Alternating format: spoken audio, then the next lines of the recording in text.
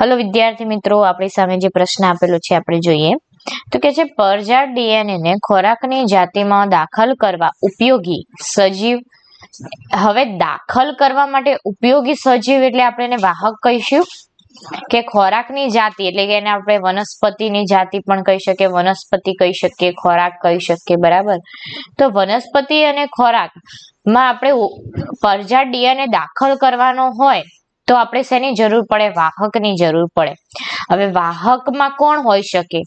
તો અહીંયા option A છે કે મેલોઇડોગાયના ઇન્કોગ્નાટા. હવે આ જે છે મેલોઇડોગ્નાટા એ શું છે કે તમાકુમાં જે રોગ ઉત્પન્ન કરે છે એ છે.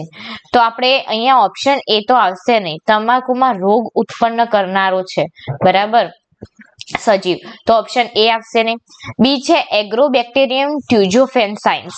તો હા, એગ્રોબેક્ટેરિયમ છે એ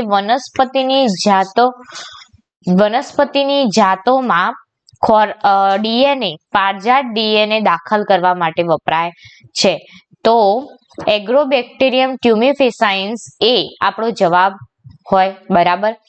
ઓપ્શન સી જોઈ લઈએ કે પેનિસિલિયમ એક્સપાન્ઝમ. હવે પેનિસિલિયમ એક્સપાન્ઝમ એક જાતની શું છે? ફૂગ છે, બરાબર. તો ઓપ્શન સી પણ આપણો આવશે નહીં. અને ટ્રાઇકોડર્મા હાર્ઝિએનમ પણ ફૂગ છે. અને આપણને શું બતાવ્યું છે બુકમાં કે બેક્ટેરિયા આપણને બતાવ્યા છે કે તે ખોરાકની જાતિમાં વાહક તરીકે ઉપયોગી થાય છે, બેક્ટેરિયા થાય છે. તો ઓપ્શન સી અને ડી આવશે નહીં. તો આપણો જવાબ કયો થશે? ક્લિયરલી ઓપ્શન બી કે એગ્રોબેક્ટેરિયમ ટ્યુમેફેસાઇન્સ છે તે વાહક તરીકે ઉપયોગી છે, બરાબર. Thank you.